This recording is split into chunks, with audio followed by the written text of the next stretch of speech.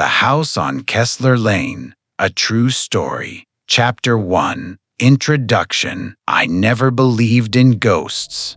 I want to say that first, because it matters. I was the kind of person who rolled her eyes at ghost hunting shows, who thought every unexplained noise had a boring explanation if you just looked hard enough. Pipes settling, wind through a loose window frame, a house breathing the way old houses do. My name is Rachel Voss, and in the fall of 2019, I moved into the house on Kessler Lane because it was cheap and because I was 31 years old and tired of paying someone else's mortgage. It was a narrow two-story place at the edge of a town called Millbrook, with peeling white paint and a porch that sagged on the left side like it was favoring an old injury. The realtor, a nervous man named Andy Pruitt, kept glancing at his phone the whole walkthrough. "Been on the market a while," he said. "Previous owners moved out fast. Job relocation, I think."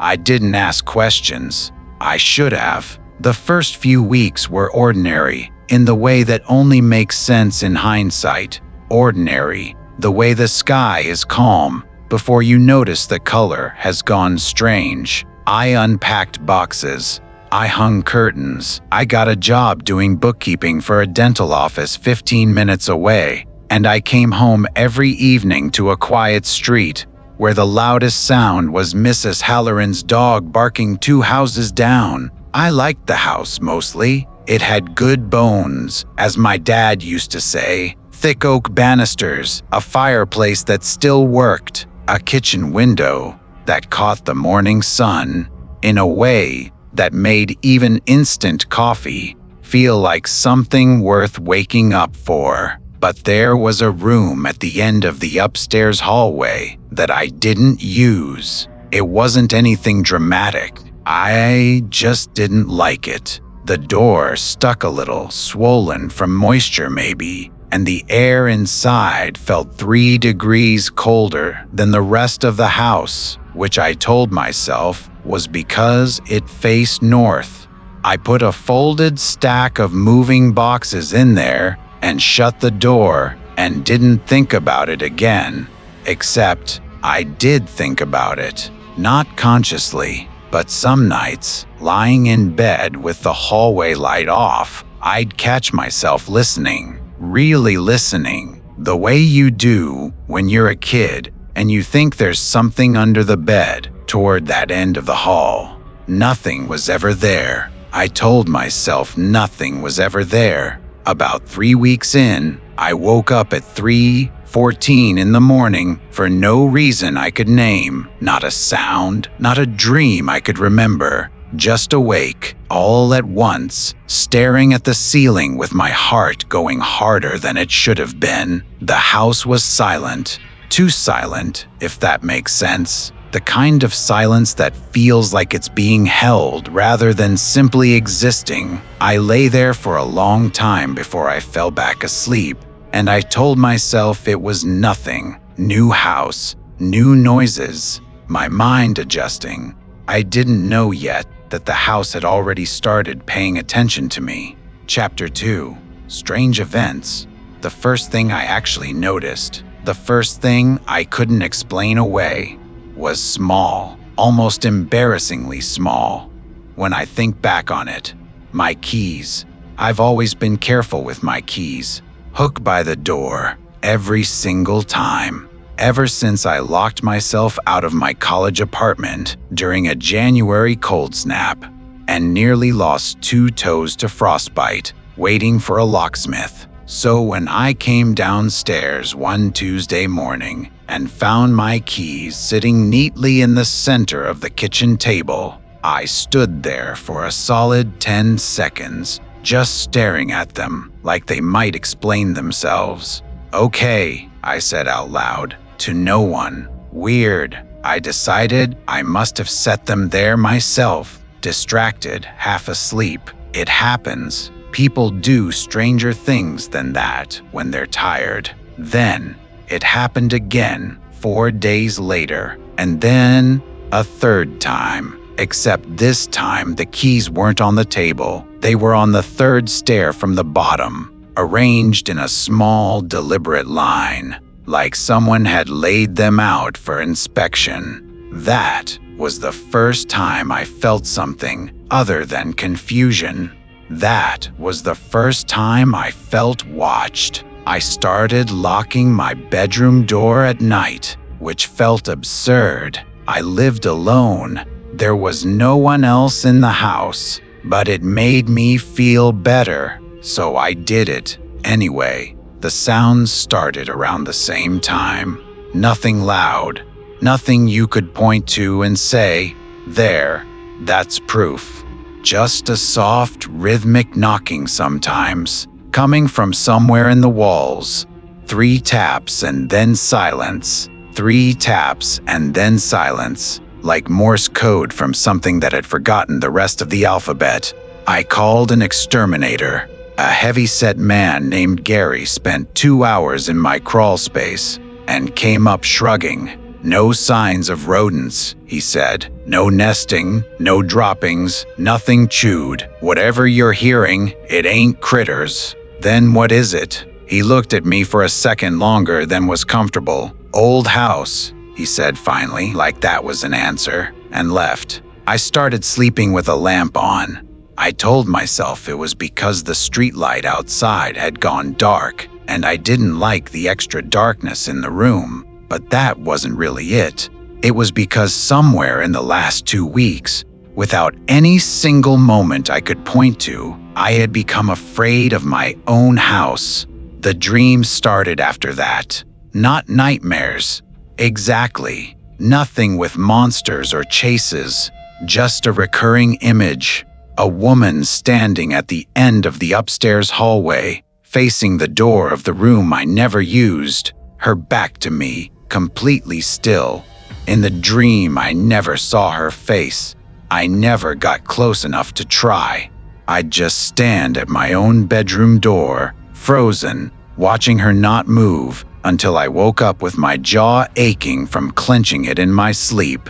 I mentioned it to my sister Dana on the phone, half joking, the way you do when you want someone to tell you you're being ridiculous. "Sounds like classic new house anxiety," she said. "You're alone in a strange place, your brain's filling in gaps. Very normal." "Yeah," I said, "probably." But I hadn't told her about the keys. I hadn't told her about the cold spot outside that door that seemed to be spreading, inch by inch, further into the hallway every week, like frost creeping across a window pane. I hadn't told her because some part of me, the part that still didn't believe in ghosts, the part that was losing the argument, knew that saying it out loud would make it real. Chapter 3. Darkness Grows. By late October, the cold spot had reached my bedroom door. I noticed it first with my hand, reaching for the light switch in the hallway one night, and feeling the air change temperature so abruptly it was like walking into a walk-in freezer. I stood there with my palms still raised, breath fogging faintly in front of my face, and I thought, very calmly, very clearly, this is not normal, and I need to leave this hallway right now. I didn't leave. I made myself walk down that hall, past my own room, toward the door at the end. I don't know why. I think some part of me needed to prove to myself that there was nothing there, that it was just an old house with bad insulation and an overactive imagination attached to it. I put my hand on the doorknob. It was so cold it burned, the way metal burns in deep winter, and I pulled back with a hiss before I'd even turned it. That night I found the boxes I'd stored in that room, stacked differently, not knocked over, rearranged, deliberately, into a shape I didn't understand until I stepped back and saw it from the doorway. A rough circle, open at one point, like a broken ring. I didn't sleep at all that night. The next disturbing thing was the photograph. I'd hung a small collection of family pictures along the staircase wall. My parents, Dana, and me as kids, a photo from my college graduation. One morning, I came down to find every single frame turned to face the wall. Every one, except mine. My graduation photo hung normally, facing out, except something, had scratched a thin, precise line across my face in the glass. Not shattered, just scratched, deep and clean, like it had been done with a fingernail or a blade, dragged slowly, with intention. I stood on the stairs holding that photograph, and I started to cry. Not from fear exactly, though the fear was there too, thick in my chest, but from a strange, bone-deep loneliness, like whatever was doing this wanted me to know it could reach anything of mine, any time, and there was nothing I could do to stop it. I called Andy Pruitt, the realtor, and this time I didn't let him deflect. I need to know what happened in this house, I said. The real story, not the job relocation story. There was a long pause on the line. I could hear him breathing. You should talk to Miss S. Halloran, he said finally. 2 doors down. She's lived on that street longer than anybody. That evening, I walked over, hands shoved in my coat pockets against the cold, and knocked on a door with peeling blue paint.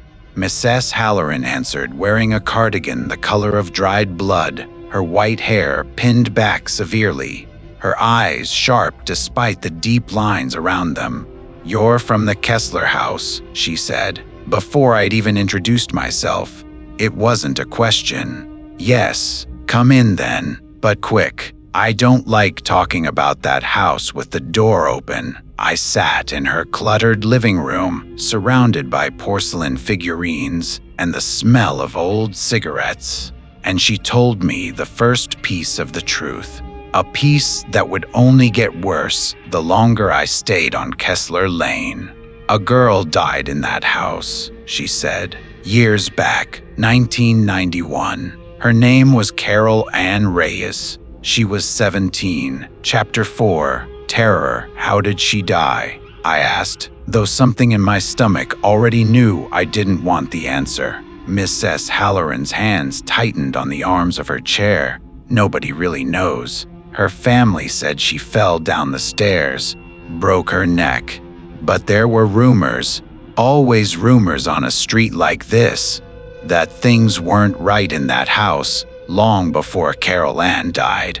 Her mother used to scream at the walls, they said, used to lock Carol Anne in that back bedroom for hours as punishment. Some folks said the girl started talking to something in there, something that talked back. The room at the end of the hall," I said quietly. Miss S. Halloran looked at me with something close to pity. "You already know which one, don't you?" I didn't sleep that night either, not out of choice, but because at 2 a.m., the temperature in my bedroom dropped so fast I woke up shivering under 2 blankets, my breath a visible cloud in the dark.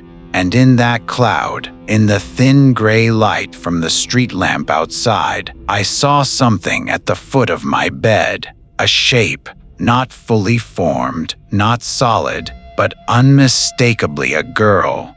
Thin shoulders, long dark hair hanging forward over a face I couldn't see, standing so still she might have been part of the shadows themselves. I didn't move. I didn't breathe. Every instinct in my body screamed at me to run, and every muscle refused to obey. "Carol Anne?"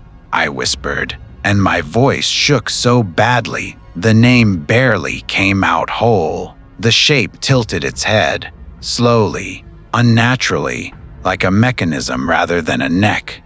Then it was gone, not faded, gone, the way a held breath releases, all at once. I didn't sleep again that week. I started staying at a motel on the edge of town, coming back to the house only during daylight hours to grab clothes, feed the cat, check the mail. Even in daylight, the house felt different now, heavier somehow, like the air itself had weight, like the walls were listening to every word I said. The knocking got worse. 3 taps became 5, became a frantic, uneven rhythm that sometimes came from inside the walls near my bed, sometimes from directly behind whatever door I was standing next to, as if it were trying doors, testing which one I was on the other side of. One evening, coming back to grab a jacket before dark, I found every cabinet in my kitchen standing open, every drawer pulled out, not ransacked, emptied with a strange, obsessive precision.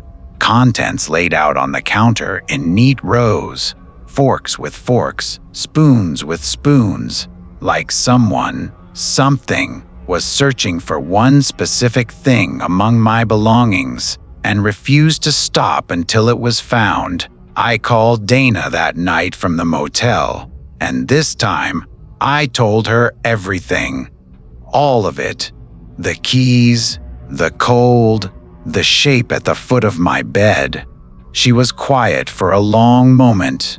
"Rachel," she said finally, carefully, "I think you need to leave that house. Not eventually. Now. I have a lease," I said, which even as I said, it sounded like the stupidest thing a person could say in that situation. Screw the lease. But something kept pulling me back. I told myself it was stubbornness, or financial necessity, or simple curiosity about what had really happened to Carol Anne Reyes. Looking back, I think it was something else. I think the house wanted me to stay long enough to understand. And once it decides that, you don't really get a say in the matter. Chapter 5. The Truth. I went back to Miss S. Halloran 2 days later, and this time she told me the rest. Carol Ann's mother, Diane, wasn't well, she said, staring into her tea, like the memory lived in the steam rising off it. Not well in the mind, I mean. This was back before people talked about those things the way they do now. She'd lock that girl in the back room for hours, days sometimes, people said, though nobody ever proved it. Carol Anne started acting strange, talking to herself, talking to something that wasn't herself, if you believe the stories. What kind of something? She called it her friend, said it kept her company in there, said it promised it would never leave her alone in that room again. I felt something cold settle in my chest that had nothing to do with the temperature of the house, and then she died. Fell down the stairs, the report said. Broke her neck instantly. But here's the thing nobody ever explained. Miss S. Halloran looked up at me, and for the first time I saw real fear in her eyes, old and worn thin from decades of carrying it. The coroner found bruising on her ankles, like something had held her, gripped her tight enough to leave marks right before she fell. You think something pushed her? I think, Mrs. Halloran said slowly, that whatever kept that girl company in that room made her a promise. And I think it's the kind of thing that keeps its promises whether you want it to or not. I asked what happened to Diane, the mother. Committed not long after. Died in the state hospital a few years later. Never said another coherent word from what I heard. And the house, well, every family that's lived there since has left within 2 years. Some left within 2 months. The Whitfields, right before you, packed up in the middle of the night, left half their furniture behind. Andy never advertises that part, of course. Bad for the sale.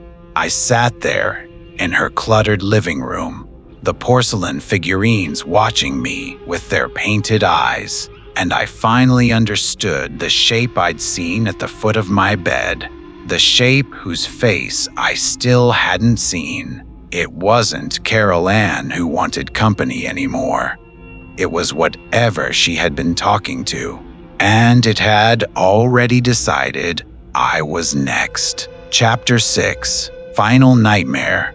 The first went back to the house one final time, telling myself I only wanted to collect the essentials: my cat, my laptop, enough clothes to last until I could arrange movers for the rest.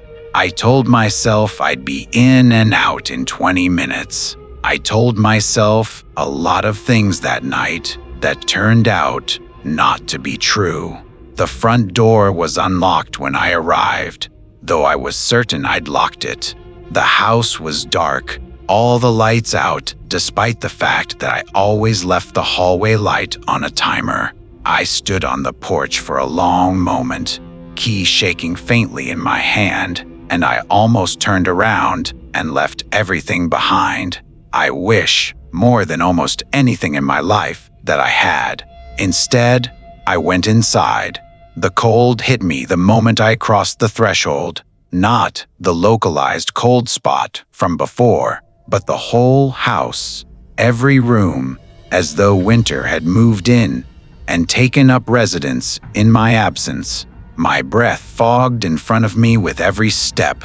The silence was absolute, that same held breath silence from my very first night, except now it felt less like waiting and more like anticipation. "Hello?" I said, and hated how small my voice sounded in that vast, freezing dark. Something knocked, once, from upstairs, not the frantic multi-tap rhythm from before. Just one, deliberate, an invitation. I should have run. Every rational part of my mind was screaming at me to run, but my feet were already on the stairs, climbing, one hand trailing along the banister that felt colder than any wood should feel. And I don't know if it was the house pulling me forward or some broken part of myself that needed, finally, to see this through to whatever end was waiting. The door to the back room stood open. It had never once been open in the 2 months I'd lived there.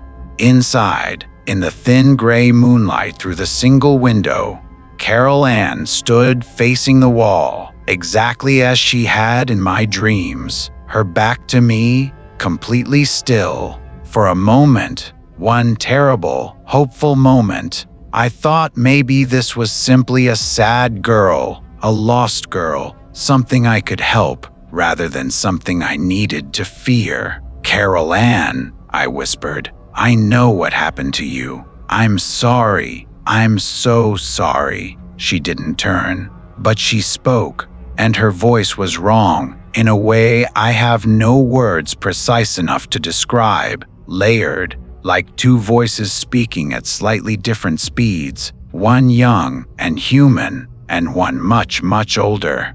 "It's still here," she said. "It never left. It promised it wouldn't." "What promised, my friend?" Her head began to tilt, the same unnatural mechanical motion I'd seen at the foot of my bed. "It doesn't like new friends staying only a little while. It gets so lonely between them." The temperature dropped further, so sharply the window beside her cracked, with a sound like a gunshot.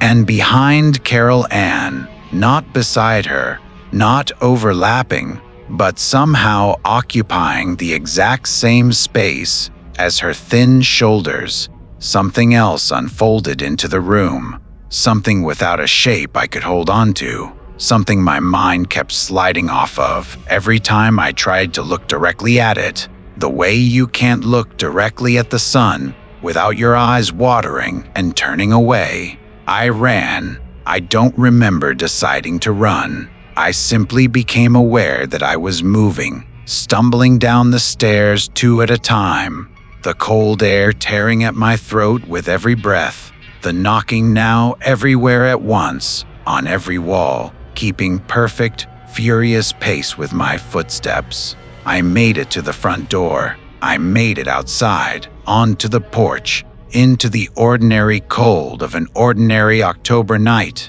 and I did not stop running until I reached my car 3 streets over, where I'd left it earlier, out of some instinct I hadn't understood at the time. I never went back for the cat. I think about that more than I probably should, given everything else. I never went back for anything.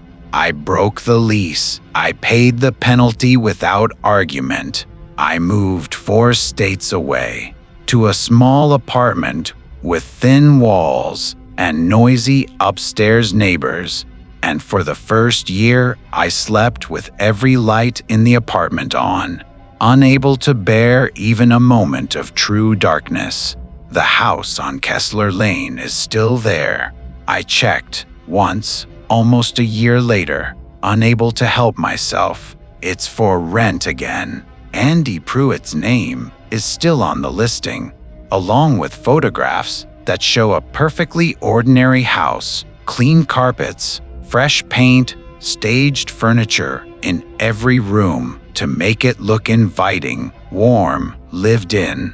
I looked at the photograph of the upstairs hallway for a long time. The door to the back room is closed in the picture, just a plain white door like any other. But if you look closely, and I have looked closely, more times than I should admit, there's a faint shape in the reflection of the hallway mirror across from that door. Thin shoulders, long dark hair, standing exactly where I always left her.